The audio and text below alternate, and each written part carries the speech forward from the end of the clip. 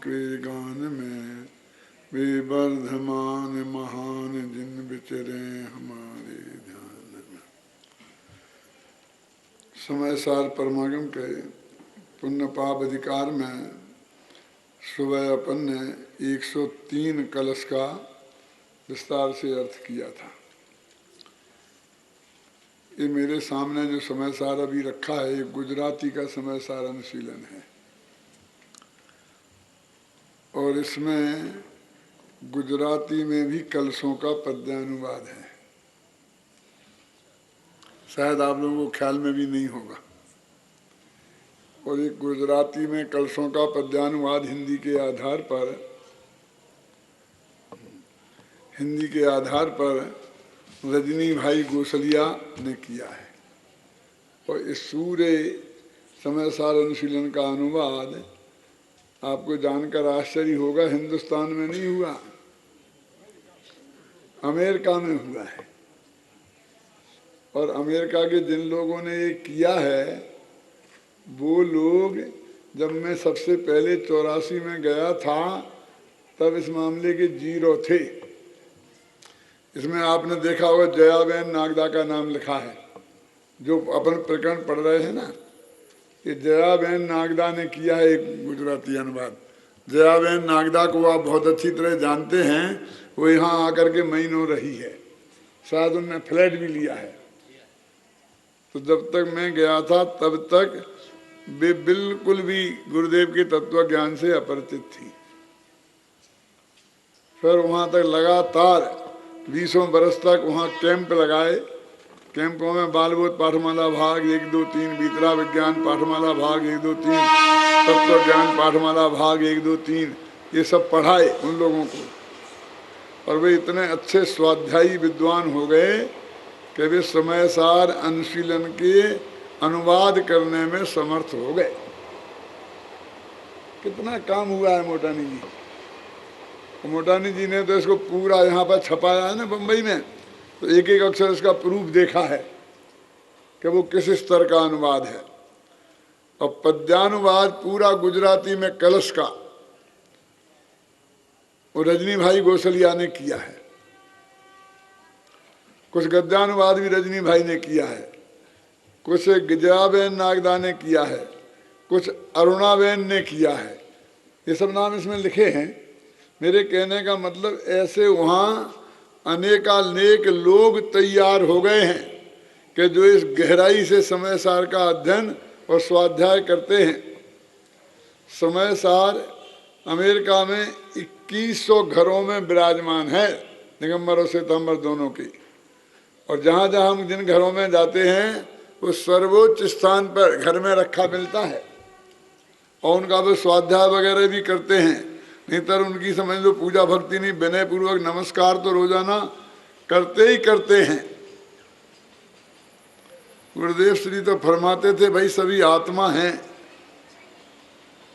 हम काय के दिगंबर काय के श्वेतांबर। हमारे मत में यदि हम श्वेतांबर कुल में पैदा हुए होते तो श्वेतांबर हो जाते, दिगंबर कुल में पैदा हुए तो दिगंबर हो गए, और हिंदू कुल में पैदा हुए होते हिंदू हो जाते। अरे पुरुषार्थी जीव तो वो हैं गुरुदेव श्री जैसे, जिनने अपनी बुद्धि पूर्वक समझकर सत्य की खोज करके उसे अनुभव से प्रमाणित करके स्वीकार किया है ना। कोई भी जीव कहीं भी हो वो इस चीज को प्राप्त कर सकता है। तो जो अपन ने ये गुजराती का है ना 103 कलश, उसका जो उनने पद्यानुवाद किया वो मैं पढ़ के आपको सुनाता हूँ। छे बंध कारण कार में सघलूं, ए में सर्वज्ञ कहूँ, ते तीन से धुकार में ने ज्ञान से वही तूज कहूँ, ते तीन सुधुकार में ने ज्ञान से वही तुझ कहूँ। ये इसका पद्यानुवाद है इस कलश का। इस कलश पे बहुत चर्चा अपन ने सुबह की थी, सिर्फ गुरुदेव श्री का कोटेशन पढ़ना बाकी रह गया था, तो मैं गुरुदेव श्री के कोटेशन की तरफ आपका ध्यान ले जाता हूँ। ये जो मेरे पास किताब है गुजराती की, उसमें 374 पेज पर है, और आपको जो किताब बांटी गई है उस किताब में 328 पेज पर है। 27 पेज के नीचे से शुरू हो जाता है, नीचे से 4 लाइनें। अब हिंदी में पढ़ूंगा, गुजराती में बोलो। गुरुदेव का कोटेशन सबके पास हिंदी की किताब दी है, गुजराती में ही पढ़ता हूं मैं, मेरे पास दोनों किताबें हैं। देखो, आ बात सामान्य मानसो सहज भावथी स्वीकारता નથી, એટલે આચાર્ય દેવે સર્વજ્ઞના આધારથી આ વાત કહી છે। વર્તમાનમાં બહુ ગડબડ ચાલી રહી છે। મોટા ભાગના લોકો વ્રત તપ ભક્તિ વગેરે બાહ્ય ક્રિયાઓમાં જ ધર્મ માની અટકી ગયા છે। કહે છે કે આ બધું કરતા કરતા મોક્ષ માર્ગ अथवा મોક્ષ માર્ગ થઈ જશે, પરંતુ ભાઈ આ બધા તો સ્વભાવ છે, એમને सर्वज्ञ भगवाने बंध का कारण कहा है। गुरुदेव श्री कह रहे हैं, देखो ऐसे कि भाई ये बात जिनेंद्र भगवान ने कही है, ऐसा कहने की क्या जरूरत है? तुम बता दो ना, तुम बता रहे हो और हम सुन रहे। तो गुरुदेव श्री फरमाते हैं कि भाई सामान्य लोगों को ये सहज भाव से ये बात स्वीकार नहीं होती। स्वीकार होना अलग बात है और समझ में आना अलग बात है। बहुत सी चीजें तो ऐसी हैं जो समझ में नहीं आती, लेकिन बहुत सी चीजें ऐसी हैं जो हमारे चित्त को स्वीकार नहीं होती। ये जो है पुण्य भी हेय है, शुभ भाव भी करने योग्य नहीं है, भगवान की भक्ति भी स्वभाव है और वो भी करने योग्य नहीं है। ये बात अभी समझ में नहीं आई कि मैं क्या कह रहा हूँ, सबके आगे कि ये कह रहे हैं, लेकिन नहीं कैसे बन गए, भगवान की भक्ति नहीं कर, भगवान की भक्ति नहीं कर रहे हैं, क्या बात करते हो। गुरुदेव श्री भी करते थे, गुरुदेव श्री भी करते थे, लाते ना, कोई भी नई बात आती है तो फटाफट हम ले आते हैं, गुरुदेव श्री भी करते थे। लेकिन गुरुदेव श्री करते थे और ये कहते थे कि ये करने लायक नहीं है। ये भी तक उस वक्त तुम करते थे क्यों लाते हो, ये क्यों नहीं याद करते हो कि ये कहते थे, और जब ये बात कहते हो कि ऐसा कहते थे तब भी ये क्यों नहीं कहते हो कि वे करते थे। ऐसी वर्तमान की परिस्थिति है, भूमिका ऐसी है कि होगा भी जीवन में वैसा भाव, और इसका मतलब ये नहीं है कि जो जो भाव हमें होता है उस भाव को हम अच्छा कहने लग जाएं। अरे भैया, भाव तो हमें अशुभ भाव भी होता है, तो भाव होते ज्ञानियों को भी होता है। युद्ध करने का भाव हुआ था ज्ञानी भरत चक्रवर्ती को, तो उसको वो अच्छा कहने लग जाए। ज्ञानी के जीवन में भी होना अलग बात है और उसको कहना अलग बात है, समझे। यदि वो सत्य के प्रति ईमानदार है तो वो जो चूंकि वो करता है इसलिए वो उसे सही सिद्ध करने लग जाए, क्यों? ये कहाँ का न्याय है? मान लीजिए जीवन भर अभक्षादी भक्षण जिसने नहीं किए हैं और जीवन भर अभक्षादी नहीं भक्षण करना चाहिए इसका उपदेश दिया है, और उसे ऐसी भयंकर बीमारी हो जाए कि जिसकी दवाई ऐसी ही हो कि जैसे मान लो लहसुन या कान, ऐसी कोई चीज के उपयोग के बिना वो दवाई बनती ही नहीं हो, है? और कदाचित मजबूरी में अपनी कमजोरी के कारण उसे खाना भी पड़े तो उस दिन से वो लहसुन खाना चाहिए इसका उपदेश देना शुरू करेगा।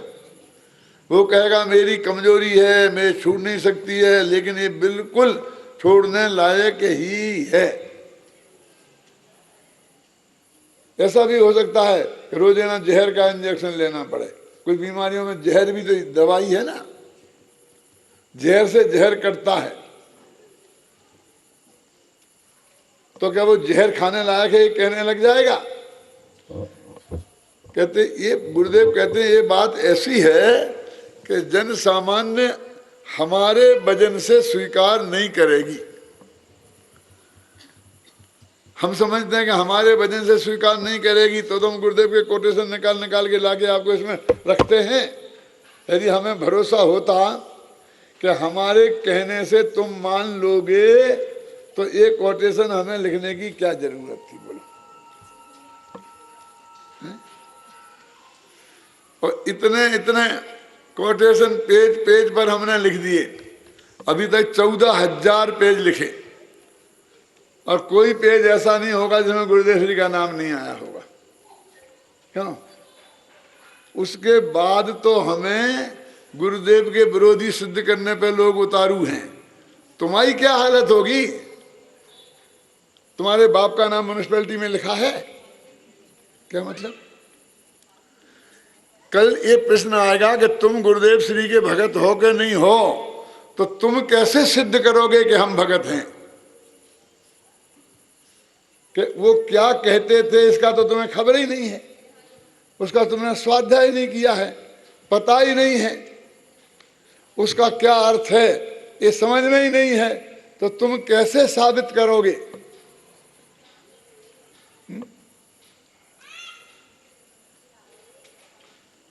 समस्या तो तुम्हारी है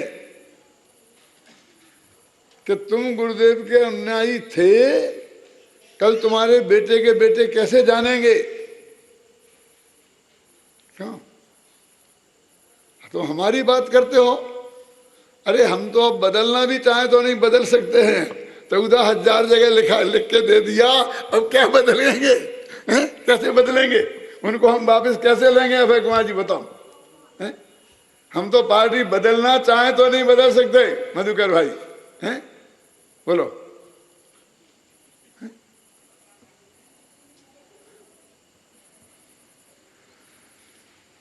फिक्र तुम करो अपनी, हमें तो सारी दुनिया मानती है, सारी दुनिया जानती है।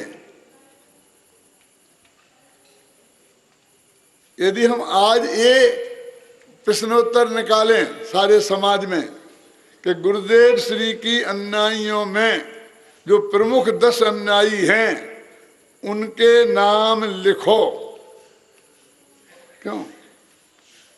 तो सारे मुमुक्षुओं में बांट दो 5 लाख में। फिर किनके नाम आते हैं उसमें देख लेना, और ये भी लिख दो कि नंबर डालो 1 2 3 4 5 6। तुम फिक्र करो कि तुम्हारा नाम उनमें आएगा कि नहीं आएगा। क्यों?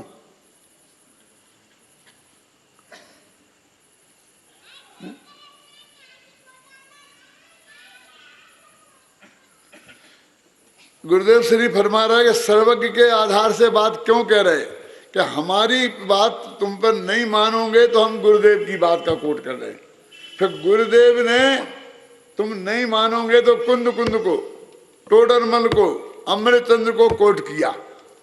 अब कुंद किसको कोट करें? क्योंकि उस वक्त किसी का लिखित मौजूद ही नहीं था, तो उनने सर्वज्ञ भगवान को कोट किया। और सर्वज्ञ भगवान कहेंगे तो वे किसको कोट करेंगे? क्या बोला? जनागम में लिखा है कि वे स्वयं प्रमाणित हैं, उन्हें किसी को कोट करने की जरूरत नहीं है। फिर उनने भी किया कि अग्नि गर्म है, तो हमने तो लगा गुरुदेव भी गर्म मानते थे। गुरुदेव कहते कुंद भी गर्म मानते थे। कुंद कहते हैं भगवान महावीर गर्म मानते थे। अब महावीर क्या कहें कि छू के देख लो बेटा, वस्तु के स्वरूप ही ऐसा है, हम क्या करें? क्यों? देखो लिखा, मैं पढ़ता हूं। आ बात सामान्य मानसो सहज भावती स्वीकारता नथी, एटले आचार्य देवे सर्वज्ञना आधार थी। आ बात कही छे, वर्तमान में बहु गड़बड़ चाली रही छे। गुरुदेव को अपना प्रवचन करना था अभय कुमार जी, ये बीच में गड़बड़ चल रही है कि नहीं चल रही है, उन्हें क्या मतलब था? क्यों क्या बोल किए? फिर तुमने क्यों छापी है कि गड़बड़ चल रही है, गुरुदेव ने ऐसा कहा था? क्योंकि वे भी वर्तमान में भी तो जीते थे ना। ये चारों तरफ के वातावरण में जो बात होती है उससे कोई लेखक, कोई वक्ता बच नहीं सकता। साहित्य में तो ऐसा नियम है कि टोडरमल जी के शास्त्रों में से उस वक्त की राजनीतिक परिस्थिति कैसी थी, सामाजिक परिस्थिति कैसी थी, इसको निकाल के बताइए। हम कह सकते हैं टोडरमल जी इतिहास के विद्वान नहीं हैं, उनने कोई इतिहास की किताब नहीं लिखी, वे समाज शास्त्र के विद्वान नहीं हैं, उनने कोई समाज शास्त्र की किताब नहीं लिखी। लेकिन नहीं, मोक्ष मार्ग प्रकाशक के आधार पर हम सिद्ध करते हैं, हमने अपनी पीएचडी की किताब में किया है कि तत्कालीन राजनीतिक स्थितियां कैसी थीं। उनने लिखा उदाहरण में कि मिलेच्छ लोग मंदिर के तोड़ने आदि का मूर्तियां तोड़ते हैं, ये विघ्न करते हैं, तो यदि भगवान है कोई करता धरता और रक्षा करता है तो वो कम से कम अपनी मूर्ति तो बचा लेता। लिखा कि नहीं लिखा? कहा ईश्वरवाद के खंडन में। तो उस वक्त लोग मूर्तियां तोड़ रहे थे, ये उस वक्त राजनीतिक स्थिति, और वो गवर्नमेंट तोड़ रही थी। ये आती है कि नहीं आती है? बोलिए। फिर वो ये लिखते हैं कि सामान्य लोग ये बात नहीं मानते हैं, इसमें से नहीं आएगा कि गुरुदेव के जमाने में बहुत लोग गुरुदेव कहते थे फिर भी मानते नहीं होंगे। ऐसा निकाल, ऐसा स्टडी होती है, यूनिवर्सिटियों में इस प्रकार का अध्ययन किया जाता है। वर्तमान में बहु गड़बड़ चाली छे, मोटा भागना लोको व्रत तप भक्ति वगैरह बाह्य क्रियाओं में धर्म मानी अटकी गया छे। कहे छे कि आ बधु करता करता मोक्ष मार्ग अथवा मोक्ष थई जैसे, परंतु भाई आ बधा तो शुभ भाव छे, एमने सर्वज्ञ भगवान ने बंधना कारण कहा छे। तो ये मालूम नहीं पड़ता कि उस वक्त सारे देश की परिस्थिति कैसी होगी। जैन धर्म के नाम पर भी क्रिया कांड में ही धर्म माना जाता होगा और पुण्य भाव को ही सबसे बड़ा धर्म माना जाता होगा। ये भविष्य के 200 वर्ष बाद के लोग गुरुदेव की इस पंक्ति में से ये अर्थ निकाल सकेंगे कि नहीं निकाल सकेंगे, और निकालेंगे तो वो गलत है कि सही। चारई अनुयोग में एक ज्ञानेज मोक्ष नु कारण कहेवामा आवे छे। शुद्ध चैतन्य घन स्वरूप भगवान आत्मा में एकाग्र थई श्रद्धा ज्ञान अने रमणता प्रकट करवी तेज मोक्ष मार्ग छे। स्वभाव थी तो आत्मा स्वयं त्रिकाल ज्ञान स्वरूप छे, परंतु वर्तमान में ये त्रिकाली ज्ञान स्वरूप आत्मा में एकाग्रता करवी तेज ज्ञान मेवनो अर्थ छे। ये जब अनुवाद हो रहा था गद्य में अमेरिका में, तो एक प्रश्न मेरे सामने आया था रजनी भाई गोसलिया की तरफ से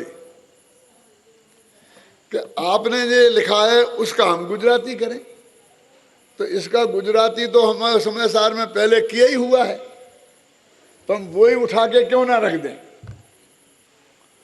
फिर हम अनुवाद क्यों करें? आपने तो कोटेशन लिया है ना, तो हमने गुजराती से हिंदी अनुवाद किया, अब हिंदी से फिर हम गुजराती करें कि क्या जरूरत है? प्रश्न तो सही है ना। मैंने कहा आप देखो गहराई से, उसे भी देखो, पहले ऐसा करो आप अपना करो 2 पेज का, फिर पुराना उठाओ, फिर देखो, और फिर आपको लगे कि ये पुरानी रखने से काम चल जाएगा तो उसे रख दो, और ये लगे कि नहीं करना पड़ेगा तो खुद रखें। बोले ऐसा क्यों कह रहे हैं आप? साफ साफ बता दो ना क्या कहना चाहते हो। मैं साफ साफ सुनना नहीं चाहते ना लोग, क्यों? मैंने कहा मूल में तो जयचंद जी छाबड़ा का अनुवाद है समय सार का, ध्यान से सुनना आप। आत्मख्याति का जयचंद जी छाबड़ा का अनुवाद है। फिर जयचंद जी छाबड़ा के अनुवाद को हमने हिंदी कराया किसी ने। हिंदी तो थी, तो पुरानी हिंदी की नई हिंदी भाई, फिर हिंदी में से आपने गुजराती की, और गुजराती में से फिर हिंदी हुई, परमेश्वरी दास ने की। अब ऐसा होते होते वो 5-6 जगह ऐसी पलटा पलटी होते हुए फिर जब मूल में हम मिलान करके देखते हैं तो गाड़ी कहीं की कहीं पहुंच जाती है। मूल बात तो वही रहती है लगभग, लेकिन बहुत बातों में फर्क समझने समझाने में पड़ जाता है। अब हमने उसे बिल्कुल एकदम शुद्ध खड़ी बोली में आज की हिंदी में प्रस्तुत किया है, और कुछ हमारी नई टिप्पणियां भी उसमें हैं, तो फिर वो रह जाएंगी। आप देख लो, वो ही रख दो, फिर हमारी टिप्पणी का अनुवाद तुम कर देना। आखिरकार उनने अंत में खूब स्टडी करके यही निर्णय किया कि हम तो इस चक्कर में नहीं, हम तो इसी का अनुवाद करके रख देते। मेरे कहने का मतलब ये सब कुछ ऐसा ही नहीं हो गया है। अब इसकी हर एक की जन्म कथा होती है, फिर जन्म कथा के बाद में बीच बीच में कितनी कितनी कहाँ कहाँ कैसी प्रॉब्लम आती हैं वो होती है। एक एक गाथा में प्रॉब्लम खड़ी हो जाती है। इसका अर्थ यदि ऐसा करें तो ये हो जाएगा, ऐसा करें तो ये हो जाएगा, ऐसा करें तो ये हो जाएगा। इसके तो 2 अर्थ निकलते हैं, ऐसा अर्थ भी निकल सकता है और ऐसा अर्थ भी निकल सकता है। तो क्या चुनाव करना, कैसे करना, ये सब बहुत चक्कर होते हैं। जब खूब मथ मथ के जब बात में होती है, किसी निष्कर्ष पर पहुंचते हैं, तब वो बात सामने आती है। और आपको तो बड़ा तैयार माल मिलता है, बना बना हलवा मिलता है बादाम का। अब प्रेम से खाओ, कौन मना करता है। लेकिन हमारे बुंदेलखंड में एक कहावत है कि बामन घी दे नर आए। क्या अर्थ है इसका भाई कुमार जी बताइए, क्या नहीं आया समझ में? क्या बामन घी दे नर्याय, मतलब ब्राह्मण को घी बहुत पसंद होता है ना। फिर भी कोई आदमी उसे प्रेम से घी पिलाए, दे बे जितना खाना वो खाओ, तो भी वो चिल्लाए कि हाय मार डाला, हाय मार डाला, तो उसको क्या कहेंगे हम। तो उसके लिए एक कहावत है कि बामन घी दें नर्याय। तुम तो समझते होगे ना, क्यों तुम्हारी समझ में आ गया कि नहीं आ गया? आगे बैठे छोकरे कहाँ के हैं? द्रोणगिरी के। देखो इनकी समझ में आ गया, तुम्हारी समझ में नहीं आया। क्या है? बामन घी दें नर्राय माने चिल्लाए कि हाय राम मार डाला, हाय राम मार डाला। अरे ऐसा हम तुम्हें बादाम का हलवा बना बना कर मेहनत कर करके रात के 2-2 बजे तक अपनी रातें खराब करके तुम्हें ये बादाम का हलवा खिलाते हैं, और तुम कहते अच्छा नहीं लगा, मार डाला, मार डाला।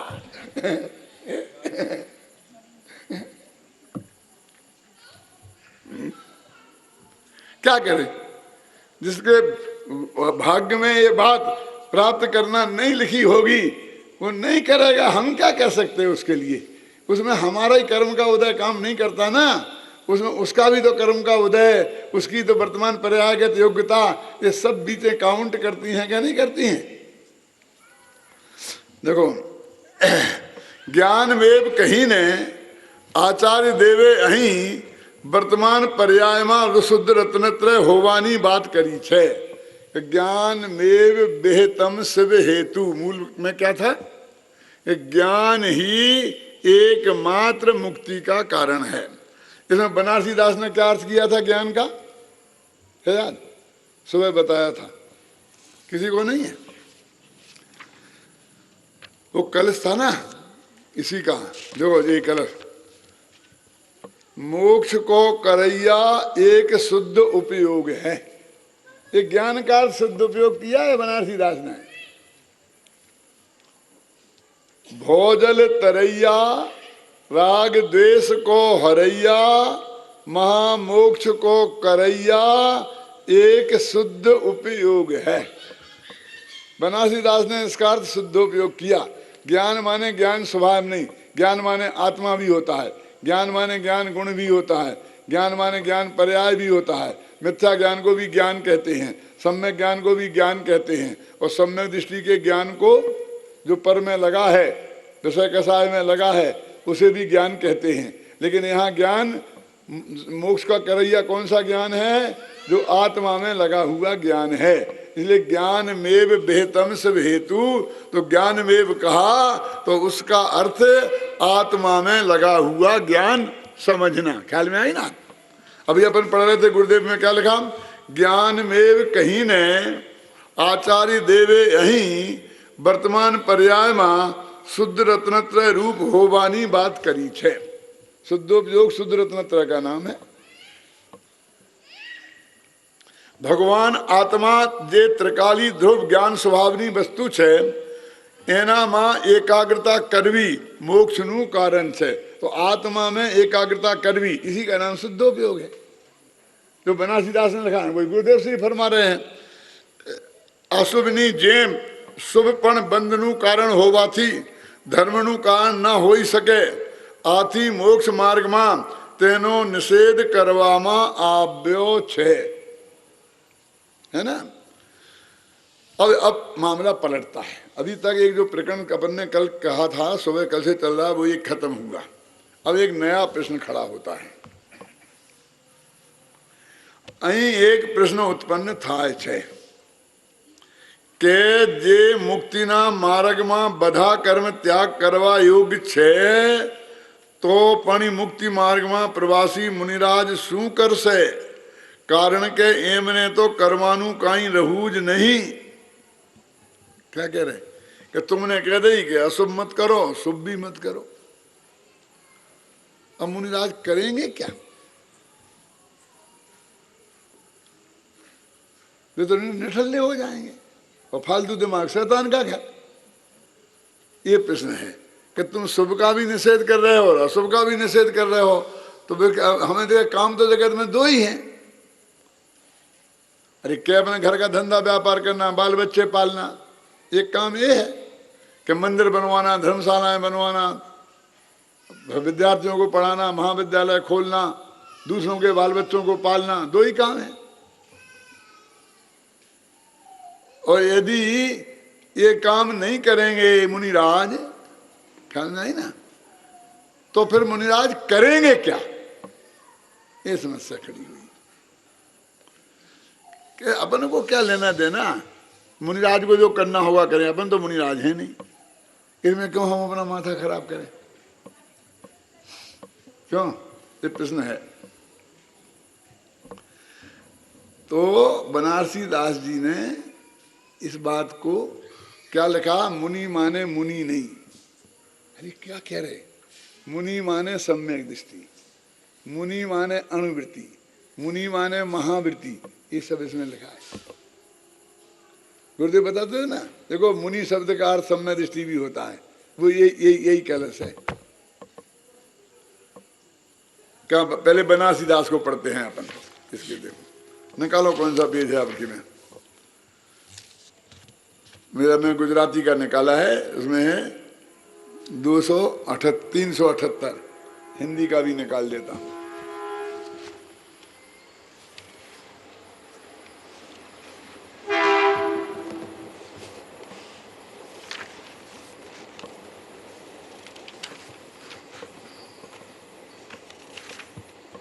पेज नंबर है 332, निकाल लो। आपको किताब बांटी तो उसका उपयोग तो होना चाहिए।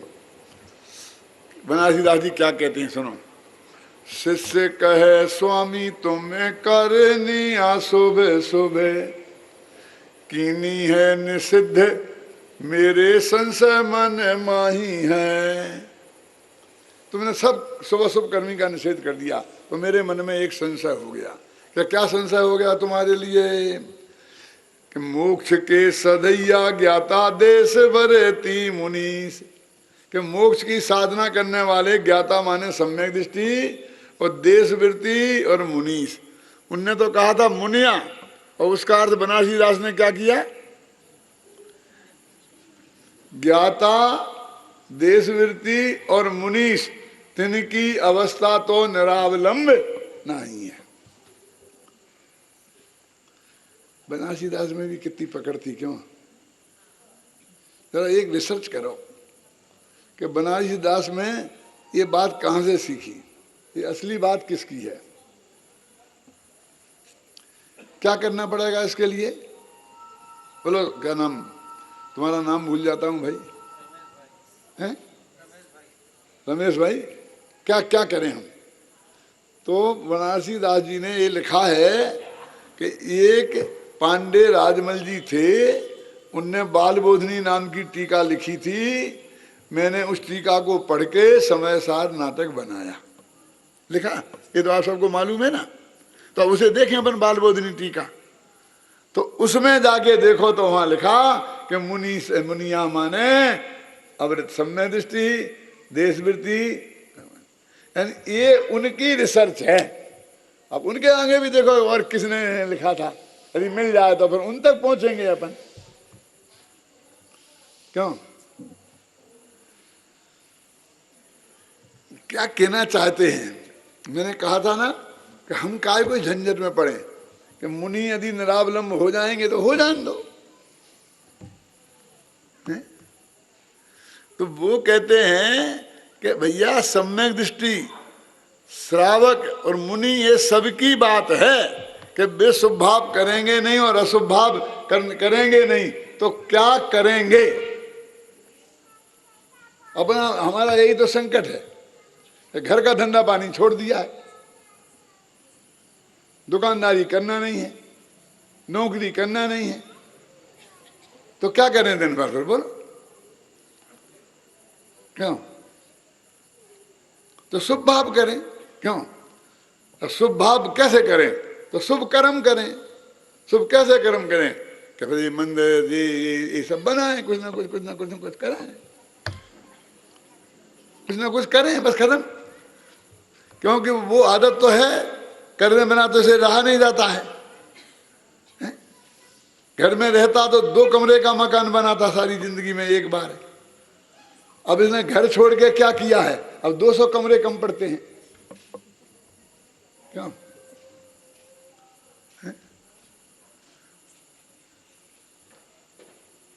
अब इसमें लग गया। क्यों? कि भैया अच्छा ठीक है, हम ये नहीं करें, तो फिर करें क्या? ये सबके सामने समस्या है ना। तो उन सबको उन्होंने, बनारसी दास ने कहा कि वे सब इसमें आ जाते हैं। यानी घर छोड़ दिया, धंधा पानी छोड़ दिया, कमाई छोड़ दी, घर में रोटी दाल बनाना छोड़ दिया। इसका मतलब ये हो गया ना कि तुमने अशुभ भाव छोड़ दिए, अशुभ काम छोड़ दिए। अब शुभ काम करना है। क्यों? अब ये कहते शुभ भी मत करो। क्यों? घर बार छोड़ के बैठ गए तो करें क्या? खेमचंद भाई, राम जी भाई और बहुत से नाम लिए जा सकते हैं जो पूज्य गुरुदेव श्री के साथ और घर छोड़ के गृहस्थी वाले ही थे, बाल बच्चों वाले थे। क्यों? धंधा पानी छोड़ के वहां बैठ गए थे ना, तो क्या करते? तो कम से कम हमारे आदर्श तो वे है ना जो गुरुदेव के साथ बैठे थे। तो वो क्या करते? 3 टाइम गुरुदेव का सुनते थे, फिर दिन भर स्वाध्याय करते थे, फिर बिल्कुल क्लासें लेते थे, पढ़ाते थे, पढ़ते थे। आदर्श तो वे ही है ना। क्यों? हमारे लिए। लेकिन हमारे आदर्श वो कहाँ रहे? वो किसको करना है? न सुनना है, न पढ़ना है, न पढ़ाना है, न प्रवचन करना है, फिर क्या करना है? बस खत्म। वही काम। अरे घर के मकान बनाने में जितना आरंभ होता है, मंदिर के बनाने में उससे कम नहीं होता। आरंभ ही नहीं, जितने पाप होते हैं। यदि म्युनिसिपैलिटी से पास कराना है नक्शा, तो बिना घूस दिए यदि घर का पास नहीं होता है तो मंदिर का भी नहीं होता है, उसकी भी घूस दिए न पड़ता है। झगड़ा पड़ता है तो मुकदमा चलता है तो वकील वैसा ही करना पड़ता है, अदालत में वैसे ही झूठ बोलना पड़ता है, झूठी कसम खानी पड़ती है, घूस देनी पड़ती है। क्यों? जमीन खोदनी पड़ती है, नींव खोदनी, सब काम वैसे ही होते हैं। पर ये पुण्य बंद का काम, वो पाप बंद का काम। कितने जीव मरते जाएं, कितनी बेईमानी होती जाए, कितनी झूठ होती जाए। क्यों? कितनी कसमें झूठी खाते जाएं। ये कौन करेगा? भाई ब्रह्मचारी करेंगे ये काम, गृहस्थ नहीं है। जो गृहस्थ लोग अपना अपना करते हैं वे अपने अपने नहीं कर सकते हैं। हमने इस बात के लिए घर छोड़ा है, इसके लिए ब्रह्मचर्य लिया है, इसके लिए किया है कि जो पाप हम घर के लिए एक करते थे, आधा करते थे, अब हम समाज के नाम पर, मंदिर के नाम पर उसे 100 गुना शुरू कर दें।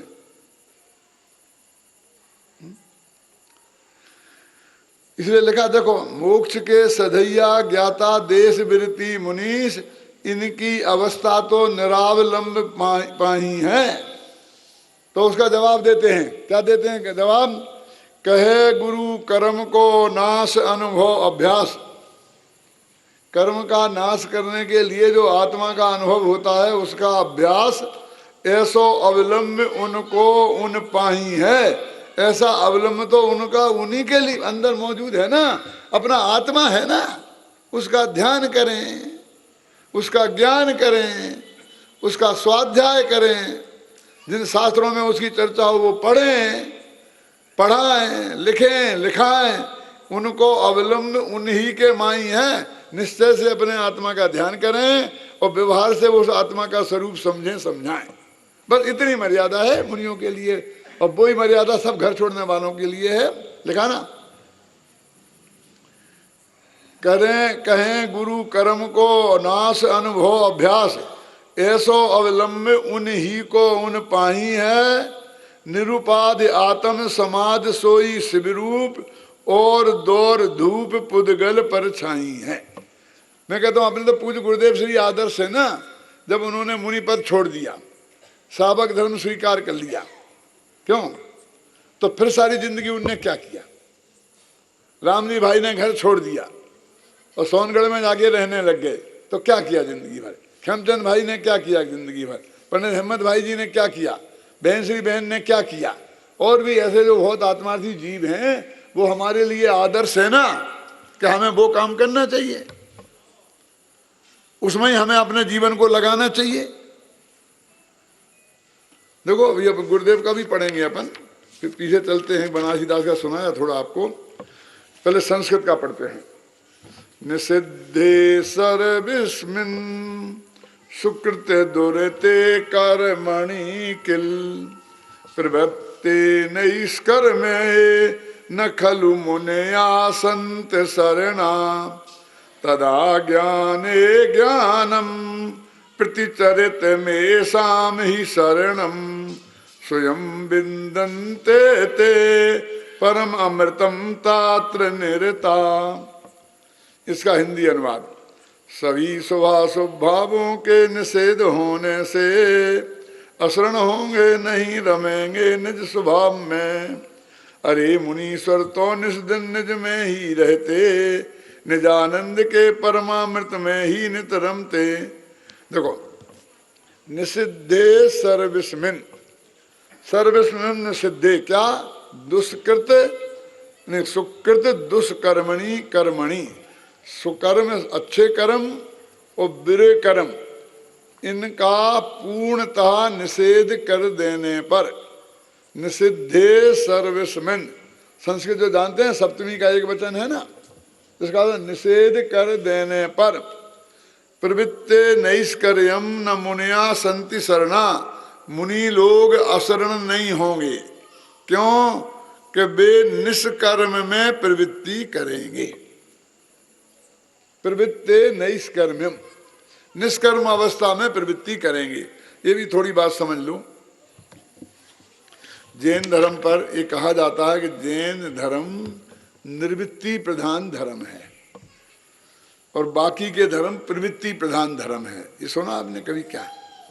कि जैन धर्म में ये मत करो, ये मत करो, ये मत करो, एक मत करो, ऐसा ही ऐसा है। हिंसा मत करो, झूठ मत बोलो, चोरी मत करो, परिग्रह मत करो, दूसरे माँ बहन को मत छेड़ो, है ना, क्रोध मत करो, मान मत करो, माया मत करो, कसाय मत करो, रात्रि में भोजन नहीं करो, आलू मत खाओ, जमीकंद नहीं खाओ, बस नहीं नहीं नहीं नहीं, उसका नाम जैन धर्म है। इसलिए जैन धर्म कैसा है? निर्वृत्ति प्रधान है, ऐसा लोग कहते हैं। लेकिन ये बात सही नहीं है। जैन धर्म पर से निर्वृत्ति और स्व में प्रवृत्ति प्रधान है। उसमें प्रवृत्ति भी है लेकिन पर में प्रवृत्ति नहीं है। तो कहते तुम कौन सी अवस्था में पहुंच जाओ? कि नैष्कर्म अवस्था में, कि कुछ नहीं करना, ये किस में नहीं करना, पर में। अभी स्व की बात नहीं है। गीता में आता है निष्काम कर्म, सुना कभी कि बेटा तुम किए जाओ, फल की इच्छा मत करो। कर्मण्येवाधिकारास्ते मा फलेषु कदाचन, तुम तो काम किए जाओ, फल की इच्छा मत करो, मैं देख लूंगा फल को। निष्काम, बिना कामना के, बिना फल की इच्छा के काम करो, वहां करने का निषेध नहीं है। जैन दर्शन में 3 चेतनाएं हैं, एक ज्ञान चेतना, एक कर्म चेतना और एक कर्म फल चेतना। तो गीता कर्म चेतना तक पहुंची, कर्म फल चेतना का उसने निषेध किया। मैं बहुत संक्षेप में बता दूं आपको, जो विद्वान है वे भी समझ लेवे और जो बिल्कुल नए नए हैं वे भी समझ लेवे। बस जिनको खाने भोगने की इच्छा है, करने की कुछ इच्छा नहीं है, यदि उन्हें भोगने को मिल जाए तो वे करवट भी नहीं बदले, ऐसे लोग होते हैं कुछ। उनका कहते हैं अजगर करे न चाकरी, पंछी करे न काम, और दास मलूका कहे गए सबके दाता राम। ये पशु पक्षी हैं, 1 इंद्री 2 इंद्री 3 इंद्री 4 इंद्री तक, ये सब कर्म फल देने वाले हैं। पर उन्हें जो चाहिए वो मिल जाए तो वे हिले ही नहीं, उन्हें करने का कोई विकल्प नहीं है, करना पड़ता है वो भोगने के लिए। और मनुष्यों में, खासकर पंचेंद्रीय श्रेणियों में कर्म चेतना वाले होते हैं। अब कर्म चेतना वालों का उदाहरण दूं, ये माताएं बहनें हैं ना, इन्हें बढ़िया बढ़िया माल मसाला बनाकर खिलाने में जितना मजा आता उतना खाने में नहीं। ये बच्चों को, पति को खूब खिलाएंगी, इतनी खुश होएंगी, फिर खुद खाएंगी ही नहीं, बची रहेंगी। उनको जिनको काम करने में मजा आता है, भोगने में नहीं, वो कर्म चेतना प्रधान वाले लोग हैं। आदमियों में भी होते हैं, वो करते ही रहें, करते, सब लोग शांति से प्रवचन सुने, इसके लिए दौड़ दौड़ के जाएंगे, ये लगाएंगे, ये करेंगे, वो करेंगे, ये करेंगे, सब जगह को लाएंगे, जगह करवाएंगे वे करके, और जब प्रवचन शुरू हो जाएगा तो जाके आराम से फिर बैठ जाएंगे, सो जाएंगे। उन्हें प्रवचन लोग शांति से सुने, इसकी व्यवस्था में जितना रस है उस सुनने में इतना रस नहीं है। और कुछ लोग ऐसे हैं कि वे यहाँ से वहाँ हिलना नहीं चाहते हैं, लेकिन उनको प्रवचन सुनने में ऐसा रस है कि एक शब्द छोड़े नहीं, समझे ना। तो एक करने की प्रवृत्ति वाले लोग होते हैं, हजारों होते हैं ऐसे, करें, करो करो करो, बस उन्हें व्यवस्था बना, उन्हें सौंप दो पंच कल्याणक है और आपको भोजन की व्यवस्था है और बढ़िया, अरे आप चिंता नहीं करो, एक से एक बढ़िया बनाऊंगा, बढ़िया से बढ़िया सब बनाऊंगा मैं।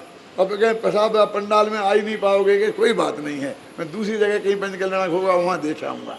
उन्हें कोई रस नहीं है किसी का प्रवचन सुनने में, किसी का उस करने में, बराबर वो उसमें, वे कर्म चेतना वाले लोग हैं। ये ज़्यादा प्रवचन करना खतरनाक है भाई साहब, फिर हम किसी से कहेंगे तो काम नहीं करेगा, क्यों? देखो शास्त्र की बात है। और एक ज्ञान चेतना वाले हैं, जो कुछ हो रहा है सहज भाव से जान लो, अपने को भी जान लो, पर को भी जान लो, पर को जानने को वहां से चित्त हटा लो, अपने को जान ले के उसे जम जाओ, बस कोई ज्ञान चेतना वाले हैं। क्या देखो, ये इसने कहा, ये सही नहीं कहा, ये गलत कहा, इसको रोकना चाहिए, ये नहीं है ज्ञान चेतना वाले। ये तो करने वाले में चले गए, ये हुआ ये जान लिया, ऐसा हो रहा ये जान लिया, ऐसा नहीं हुआ ये जान लिया, समझ गए ना। वो कहते हैं मेरी मियाँ की दौड़ कहाँ तक है, मस्जिद तक, आत्मा का स्वभाव कहाँ तक है, जानने तक, तो जान लिया बीतराग भाव से। अरे भाई साहब क्या बात करते हो, ऐसे ही चलता रहा तो क्या होगा, आपको पता है सब बर्बाद हो जाएगा। ठीक है, उसे जान लेंगे कि बर्बाद हो गया। क्या वो ज्ञान चेतना वाले हैं। तो वो कहते हैं मुनिराज जंगल में गए हैं तो किसका क्या होगा ये चिंता लेके जाएं, अब ये मंदिर पूरा बनेगा कि नहीं बनेगा, ये ऐसा वहाँ होगा कि नहीं होगा, तो वे काल में गए, वे तो अपने अंदर में आए, बाहर की चीजें जो ज्ञान में आ जाएंगी वो जान लेगी कि सब बन गया, ये बढ़िया, ये जान लेंगी ये बन गया, यदि ये मानस्तंभ नहीं बनता तो ये मुनिराज क्या करते? क्यों? कि ये जान लेते कि नहीं बना, नहीं बना। वे तुमसे कहने नहीं आते कि मोटानी क्या किया, तुम एक मानस्तंभ तक नहीं बना सकते हो, तुम्हें शर्म नहीं आती? कोई चक्कर नहीं, तुम्हें शर्म आएगी तो जान लेंगे, नहीं आएगी तो जान लेंगे कि प्रवृत्ते नैष्कर्म्यम, कि वे मुनि जो घर काय के लिए छोड़ा है कि निष्कर्म में प्रवृत्ति करने के लिए हम कुछ नहीं करेंगे, ना शुभ करेंगे ना अशुभ करेंगे, ना अच्छा करेंगे ना बुरा करेंगे, हमें पर में कर ही नहीं सकते हैं। इस श्रद्धापूर्वक हम तो अपने को जानेंगे, और पर को क्या जानने में आ जाएगा तो नो ऑब्जेक्शन, नहीं आएगा तो कोई रस नहीं। देखो मैं पढ़ता हूं, सुकृत माने पुण्य और दुष्कृत माने पाप, सभी प्रकार के कर्मों का निषेध किए जाने पर निष्कर्म अवस्था में प्रवर्तमान निर्वृत्तिमय जीवन जीने वाले मुनिजन कहीं अशरण नहीं हो जाते, कि उनको कोई शरण नहीं रही, अब हाय राम क्या करें, ऐसा कुछ नहीं है। क्योंकि निष्कर्म अवस्था में ज्ञान में आचरण करता हुआ, रमण करता हुआ, प्रणमन करता हुआ ज्ञान ही उन मुनिराजों की परम शरण है। वे मुनिराज स्वयं ही उस ज्ञान स्वभाव में लीन रहते हुए परम अमृत रस का पान करते हैं, अतीन्द्रिय आनंद का अनुभव करते हैं, स्वाद लेते हैं। उक्त छंद में आचार्य देव यह कहना चाहते हैं कि कोई व्यक्ति यह कहे कि यदि हम शुभ अशुभ दोनों ही भावों का निषेध कर देंगे तो फिर सर्व कार्यों से निवृत्ति ले लेने वाले मुनिराज क्या करेंगे? उन्हें तो कोई काम ही नहीं रहेगा। कहते अपना आत्मा का कल्याण करना काम है ना। मैं आपको बिल्कुल सही घटना सुनाता हूँ, नाम नहीं बताऊंगा। एक महाराज के पास जाने का प्रसंग बना तो हमने उनसे कहा कि महाराज आपसे थोड़ी चर्चा करनी है, तो कौन से समय आ जाए, कब ठीक रहेगा? चाहे जब आ जाओ। मैं कहा नहीं, जब आपको समय हो बता दो तो उस वक्त हम आएंगे। तो अभी तक अरे हमें तो भैया समय ही समय है, हमें क्या काम है, हम तो 24 घंटा खाली ही बैठे हैं। काम वाले तो तुम लोग हो, तुम्हें जब आना हो आ जाना। बोलो क्या कह रहे, क्या हुआ? मैंने बहुत प्रेम से कहा कि क्या बात करते हो, आपको सामायिक नहीं करना। सुबह 6 घड़ी सामायिक करोगे, दोपहर में 6 घड़ी सामायिक करोगे, शाम को 6 घड़ी सामायिक करोगे, रात में मौन व्रत होगा, तो अब तो बहुत लिमिटेड समय रह गया ना। आहार के समय आहार को जाओगे, बिहार के समय बिहार को जाओगे, और अपने जो मुनि संघ हैं उनको कोई प्रायश्चित देना हो तो वो करोगे। ये सब ये तो बाहर के काम है जो सारा दुनिया जानती है। अब इनमें से कहाँ थोड़ा बहुत समय बचेगा, उसमें भी आप आत्मा में लगोगे। अरे आपको तो एक समय का समय नहीं मिलना चाहिए। भैया मेरे पास समय नहीं है, मेरे लिए कोई समय। आप कहते 24 घंटा समय, कोई काम नहीं है, तो निठल्ले होने के लिए घर छोड़ा है। उन्हें पता ही नहीं है ये समझदार अब क्या करें। ये सब काम देख खोजते फिरते हैं, घर छोड़ के आत्मा के कल्याण के लिए निकलते हैं, अब काम खोजते फिरते हैं कि क्या करें क्या करें क्या करें, ये करेंगे तो क्या हो जाएगा, ये क्या करेंगे, ये क्या करेंगे, इस महीना में वहाँ हो गया, वहाँ पर विधान है, वहाँ पर पूजा है, वहाँ पर पंच कल्याण है, वहाँ पर ये है, यहाँ ये 1 महीना खाली है, अभी क्या करेंगे इसमें? बनाओ तुम कोई कार्यक्रम बना दो, 1 महीना वहाँ घूमेंगे, नहीं होंगे तो 1 महीना कहाँ कटेगा इनका। गुरुदेव श्री ने जितनी खतरनाक बात कही है वो आपसे कहूँगा तो आपको अच्छा नहीं लगेगा। गुरुदेव ने कहा कि यदि तेरे से अकेले नहीं रहा जाता है, क्या लिखा ना, बाकी की बात तुम पूरी कर दो। यदि अकेले नहीं रहा जाता है तो शादी कर लेना, ऐसा लिखा है। लेकिन एक कुसंगति में, खोटे कामों में नहीं उलझना। और गुरुदेव ने जो ये बात कही है वो अपनी तरफ से नहीं की, उनने भी कहीं शास्त्र में से निकाल करके ये बात कही है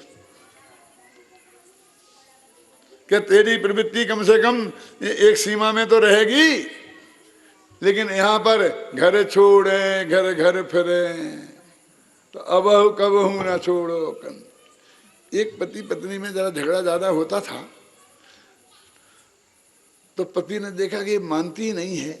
एक दिन गुस्से में उसे आ गया और उसने एक कह दिया कि तू मुझे बहुत परेशान करती है तो मैं घर छोड़ के चला जाऊंगा, क्या, और जाके कहीं साधु हो जाऊंगा, मुनि संग में रहूंगा, आराम से तो रहूंगा, 2 रोटियां खाने को मिल जाएंगी, मैं तेरी कान सुनते सुनते पक गया हूं। पत्नी घबराई कि यदि ये चला गया तो मैं अकेली रह जाऊंगी। तो नहीं नहीं नहीं नहीं, मैं कुछ अब कोई गलती नहीं करूंगा, ठीक है काम कर। उसने देखा कि ये तो बहुत बढ़िया तरकीब मिल गई नहीं तो ये सुनती नहीं थी।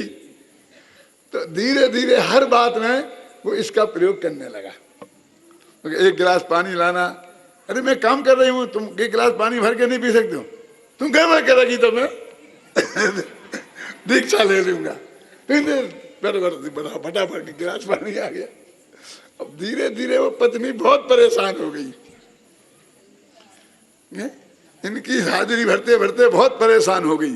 तो वो एक महाराज के पास गई, तो महाराज मेरे पति बहुत बैरागी हैं, बात बात में उन्हें वैराग्य आ जाता है और घर छोड़ के साधु होने की धमकी देते हैं। मैं ही जानती हूं कैसे मैंने उन्हें रोक रखा है घर में। तो महाराज ने कहा कोई घबरा मत, मैं तुझे एक मंत्र देता हूं, और जब भी तेरे पति घर छोड़ के भागने लगे तो तू उस मंत्र को जोर जोर से जाप करने लगना, जोर जोर से बोलने लगना। कुछ दिनों में तबीयत ठीक हो जाएगी उनकी। क्या दिया मंत्र?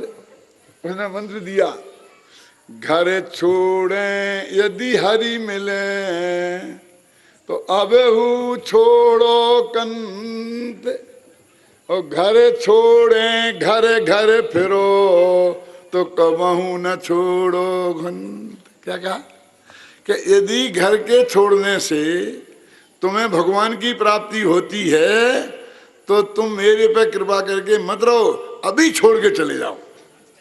अर्थ उसका ये था।